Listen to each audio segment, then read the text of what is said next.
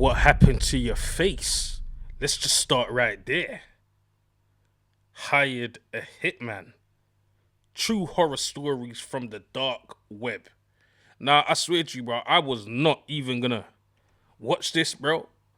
But just the fact her face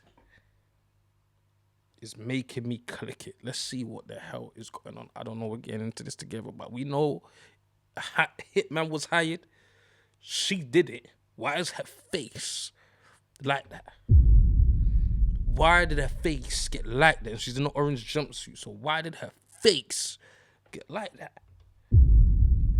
She hired a hitman. And there's stories from the dark web. Make sure you like, comment, and subscribe. It's your boy DejTooDope back at it again.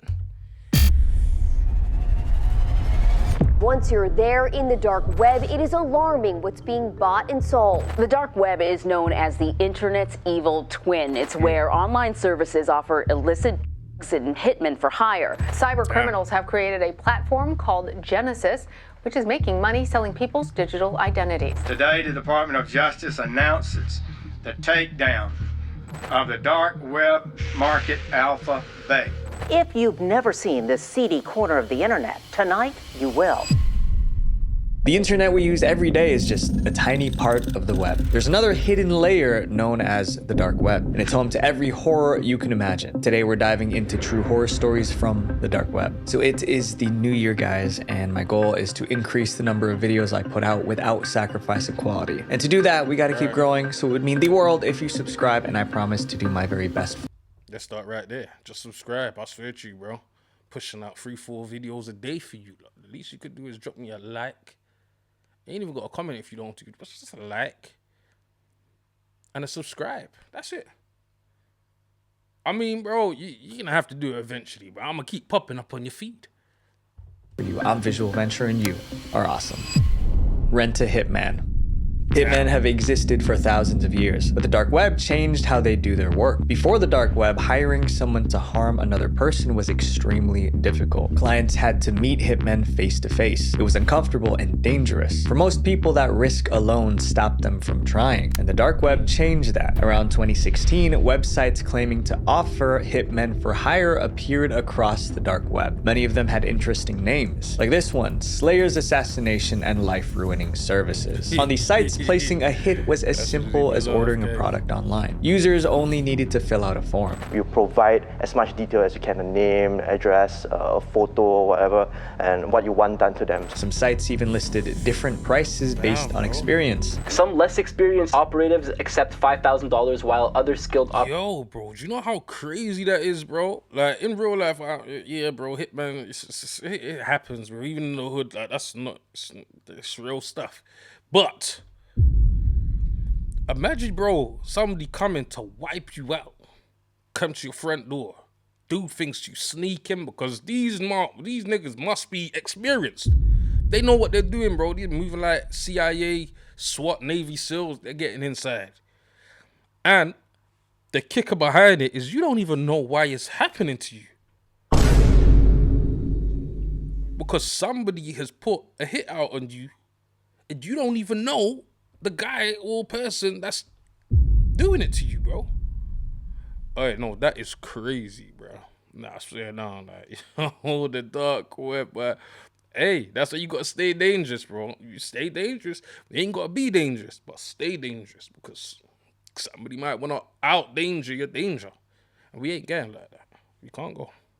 We can't go.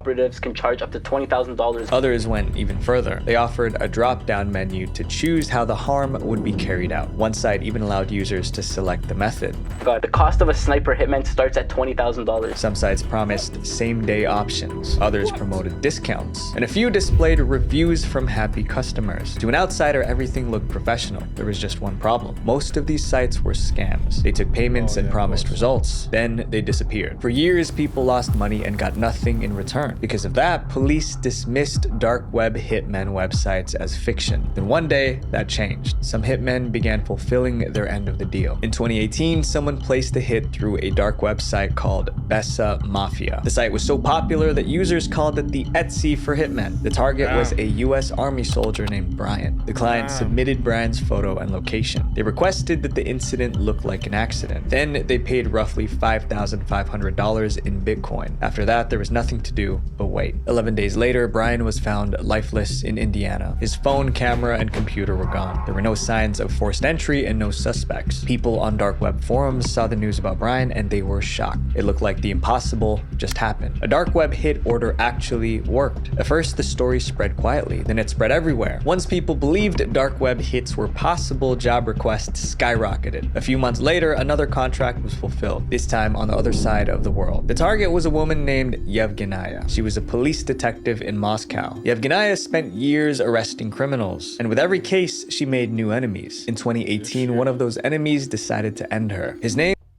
She arrested the wrong nigga, bro. This nigga right here was Yaroslav. He submitted the detective's information on the dark web. Then he paid $15,000 in Bitcoin. Less than 1 month later, the job was carried out. Yevgenia was standing outside her home. Suddenly, someone stepped out of the shadows and ended her. It was another successful hit ordered through the dark web. But this time, the story did not end there. Remember, Yevgenia was a detective, so her team refused to drop the case. Within months, Russian police tracked down and arrested the hitman. The person who ordered the hit was also arrested. Then he had to face the law. В октябре 2020 года суд назначил ему посадку сроком в 14 лет в тюрьме строгого режима. That case removed any doubt about hitmen on the dark web. They were real. In the years that followed, police uncovered more cases of people ordering hits online. Today, no one knows how many hitmen are active on the dark web or how many targets they've erased. But one thing is clear. The dark web made it possible to end someone without ever leaving your bedroom. Every hitman required one crucial element: accurate information about the target, where they live, where they work, what they look like. And that information didn't just come from their clients. It's public on the internet too. And if you haven't done anything about it yet, your own information is likely online for everyone to see. A few years ago, someone actually found my personal information online and used it to threaten me and my family with it. And they found my information because data brokers make billions of dollars by collecting your personal data and selling it to anyone who pays. It is insane to me, but this is completely legal. But they're also legally required to remove your data if you ask. I tried removing it all myself, but it was practically impossible because there are just hundreds of these data broker sites. But this is exactly is being sold online. From the dark web, you usually expect the worst, maybe a dangerous item or something illegal. One of the most popular items on the dark web isn't what you'd expect. It's a box, a mystery box, just a sealed package with unknown items inside. But that mystery turned out to be the most dangerous part, because once people started opening these boxes, they realized something was very wrong. To understand these boxes, we need to start from the beginning. The idea did not originate on the dark web. It started on eBay. Around 2017, sellers began packing random items into boxes. They sold them for prices ranging from $10 to $500. They called them mystery boxes. Buyers paid without knowing what they would receive. This $50 mystery box says, totally strange and also something totally useful. People opened the boxes to find all kinds of things. Some contained junk, others had Pokemon cards, jewelry, or gadgets. eBay mystery boxes became super popular. Buyers loved the curiosity and the surprise, and that gave people on the dark web an idea. By 2018, websites on the dark web began advertising their own mystery boxes. The concept stayed simple: a surprise inside every box. But on the dark web, surprise meant something far worse. One buyer received a package filled with a dark red liquid, and it wasn't hard to guess what it was. Another buyer opened a box and found a comb covered in hair. And these boxes weren't cheap. Many sold for hundreds of dollars. Some cost more than $1,000. You would expect people to stop buying them, but the opposite happened. Demand grew, and the internet turned it into a trend. Dark web. Yo, would you? I would never buy one of those damn boxes, bro. What? Let me know. Would you not buy that? Would you buy that? You got your way, bro, and pay $150 out of your hard-earned money to buy a mystery box. Unboxing became a niche on YouTube. Creators filmed themselves ordering the boxes and opening them on camera. I'm kind of nervous to open it up. I don't know whether or not this is like Gonna be something like gruesome or morbid? Curiosity wasn't the goal anymore. It became a contest to find the most disturbing box possible. The more extreme the contents, the more viral the video. One creator opened a box and found teeth. Another received old medical tools. Some items were so alarming that after unboxing, creators contacted the police. Dark web mystery boxes still exist today. The hype faded, but the danger has not. The person in our next chapter was labeled as the most heartless man in Australia. Dark web live streams. Where's the big On headed the woman? open web, entertainment usually means YouTube videos or live streams on Twitch, but on the dark web, entertainment looks very different. People there watch live streams too, but the focus isn't for fun or games. It's for more criminal activity. These dark web live streams are known as red rooms. The red room is a private live stream where crimes take place while viewers watch and interact in real time. Stories about these rooms began circulating in the early 2000s. The setup was simple. Yeah, bro, they got movies about this joint, bro. Like, yo, I've seen a couple movies still. I think even one of the movies is just called Red Room or VHS or bro. There's a few different movies you can look it up, bro. I'm telling you, it's mental. Psh. And I ain't gonna lie, bro. You see me, bro. I'm one of them guys, bro, man. Like, I'm on Twitter, bro. I look at all the like morbid stuff, bro. Like, I've seen the most crazy stuff. You know what I mean? But I've also seen red rooms on there.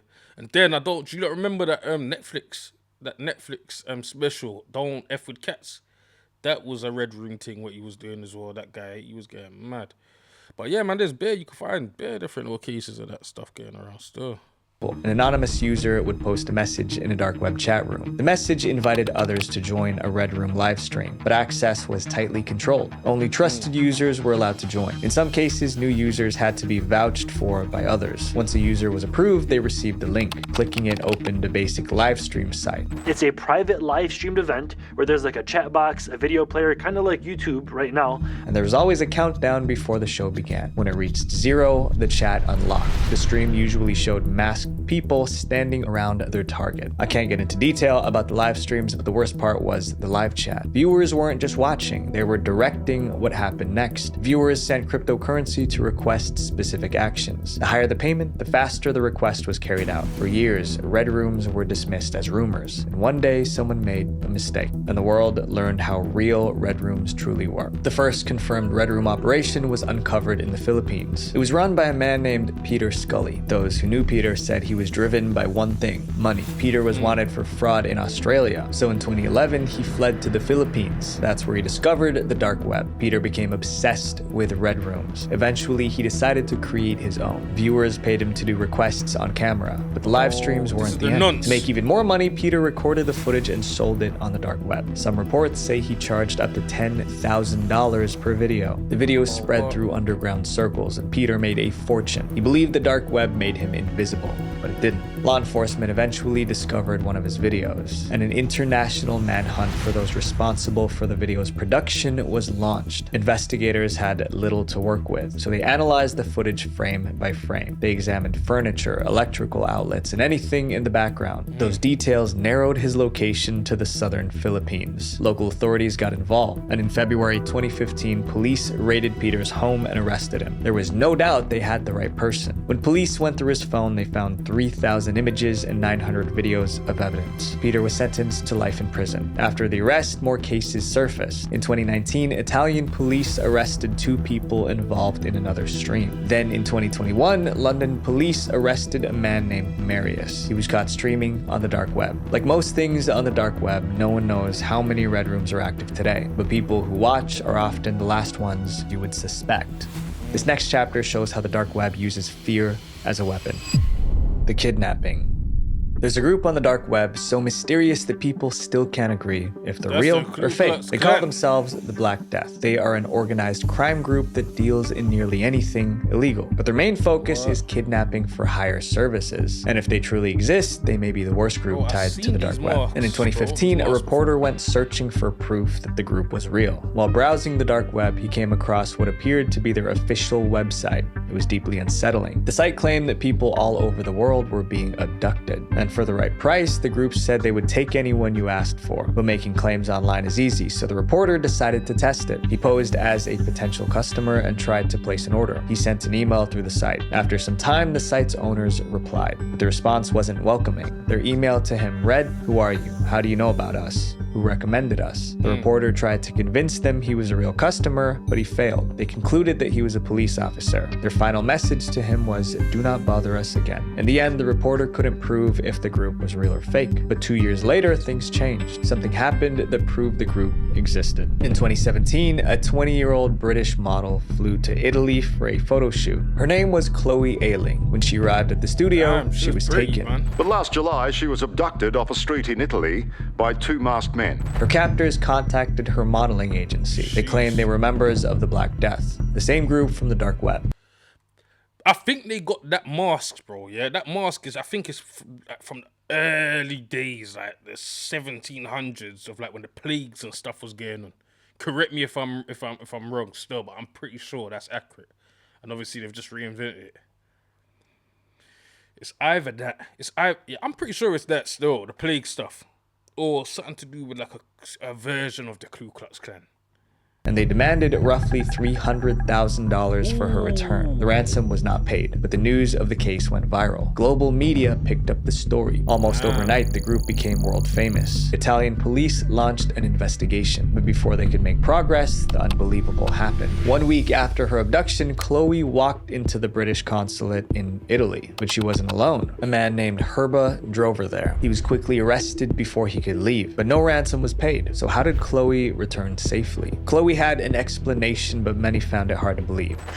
Taken to a farmhouse hours away and held captive for 7 days. She said her captors threatened her constantly, but after several days, her luck changed. She convinced one of them to let her go. The model says she was detained for 6 days until her captor discovered she was a mother. According to Chloe, her captors told her they had rules, and one of the rules forbade kidnapping mothers, so they released her. But they didn't just let her walk away. One of the kidnappers, Herba, drove her to the British consulate. Before leaving, he handed her a business card advertising the Black Death. Then he asked her to publicize the group as he let her go. For many, the story seemed too bizarre to believe. Thankfully, Herba was in police custody, which meant officers could hear his side. But his story was even more unbelievable. During questioning, Herba kept changing his story. First, he claimed Chloe staged the kidnapping to boost her career. Then he said he was only a middleman working for the Black Death group. Later, he told police he was terminally ill and needed money for medical care. In the end, investigators concluded that he had mental issues. They described him as a dangerous person with traces of mythomania, which is a compulsive tendency to exaggerate or lie. Despite this, hey, I know a few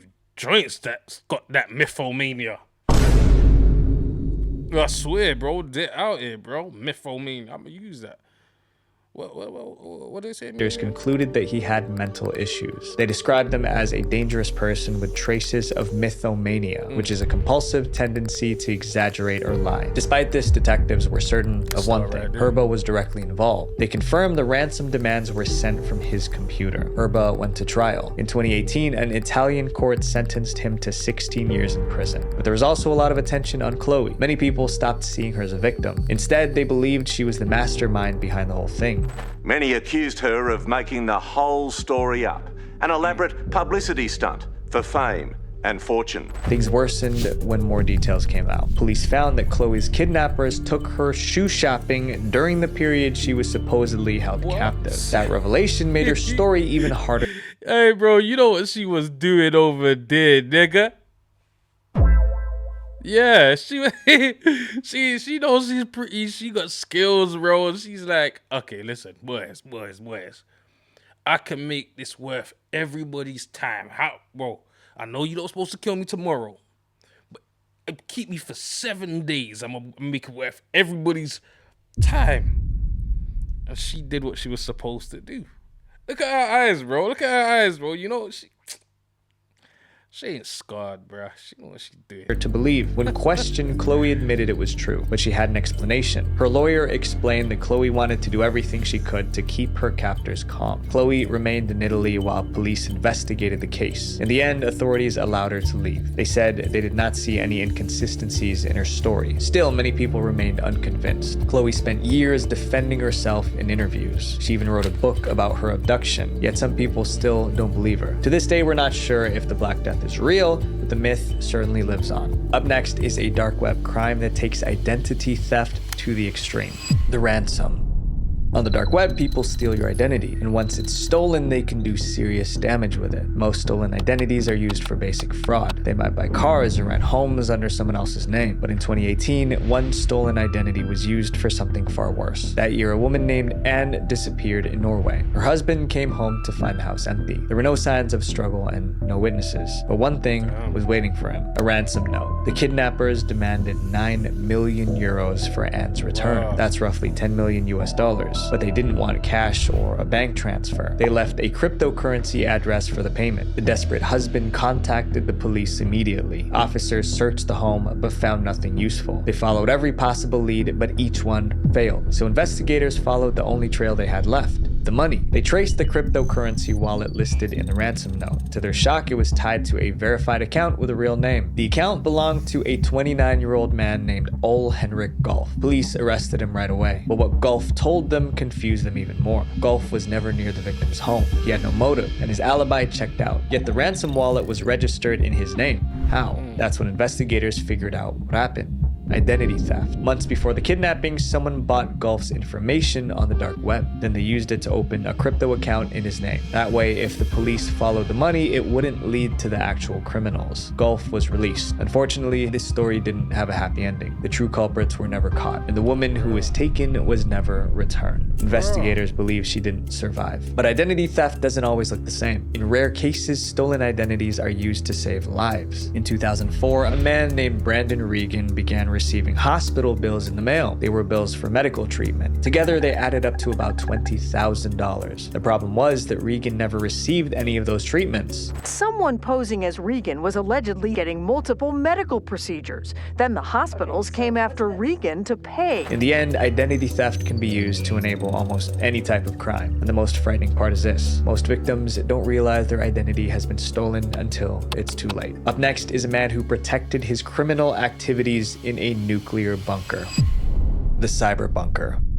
But now one thing is clear: the dark web is filled with disturbing websites. The real question is, how do those sites stay up online at all? Websites aren't just code on a screen. They live on physical machines that run day and night. Those machines are called servers. On the open web, websites rent servers from hosting companies, but those companies have strict rules. They don't allow illegal content. That means criminals can't freely use them. When criminals turn to shady hosting companies, they face another problem. Law enforcement is constantly trying to find servers that support illegal dark web activity. If authorities seize a server, every website running on it goes offline instantly, and that happened a lot. Over the years, police have shut down countless servers linked to dark web crimes, until one man decided to solve that problem for bad guys everywhere. His name was Johan. Johan believed that the internet should have no restrictions. He believes in total freedom. You should be able to do anything on the internet. So in 1995, he launched a hosting company with an extreme promise. He would host anything,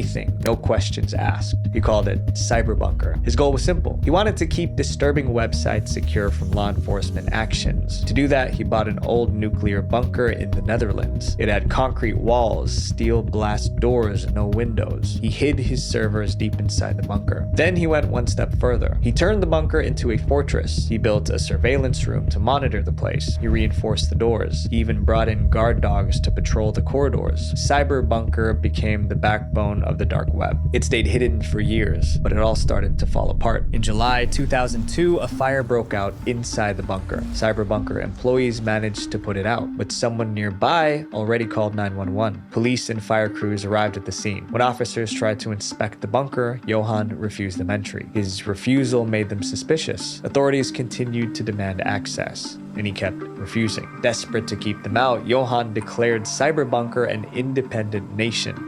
It was a country in a country. Their law does not apply to us. Johan pointed to a 1960 United Nations resolution. It stated that all people have the right to self-determination, and he used that to argue that his bunker was its own country, so the police had no right to enter. The claim sounded absurd, but it worked. The Dutch authorities backed off. Besides, they didn't have any proof of criminal activity inside the bunker. For years, the bunker continued operating, but rumors about Cyberbunker's criminal activities began to spread, and the authorities decided to act. In 2007, the Dutch government sent a SWAT team to execute a search warrant on Cyberbunker's property. The team arrived and tried to breach the bunker by force. Remember, this was a bunker designed to survive nuclear disasters. First, they tried disabling the locks. They failed. Then they tried breaking through the walls with a battering ram. That failed too. In the end, they were forced to retreat. When dark web criminals heard about the failed breach, they came to one conclusion. Cyberbunker was as secure as it claimed. Its reputation skyrocketed. More criminals moved their operations into their servers. Bro, I ain't gonna lie, bro, man. Hurry up, bro. I ain't got time for all of this. To do, I really don't. Currency, malware, tutorials. In cryptocurrency. Yeah, bro, this is a lot of the stuff Earliest users. In Alpha Bay's early Alexander Kazes. For the first time, Alpha Bay had. God damn it, bro. This hidden site has been seized. They really are. And the dark web proves that freedom without morals leads to destruction. So my friend. Okay, well, look, man. Well, we know that flipping. Yeah, bro. You can use the dark web for a bunch of different stuff. We're all fully aware. Okay, that's cool. Now, where's the lady with the head? Now, I'm sorry, bro. I gotta crank you lot too, bro, because that gotta be in my thumbnail. Just for the timeline of this video. So we've been let down together because the side-headed lady was not in there. I don't know why. I don't know why. And I don't know why he was telling us a lot of things that we already do know. You know, but now, in all seriousness though, you lot make sure you lot use your VPNs, you lot keep safe. You know, because, yeah, man, this stuff is real, bro. You, like I explained earlier, you don't want nobody coming to come get you, and you don't even know why. Why are they getting me? I don't even know why. But they've been paid 15 bags. So now they've been paid 15 bags, your ass gotta go.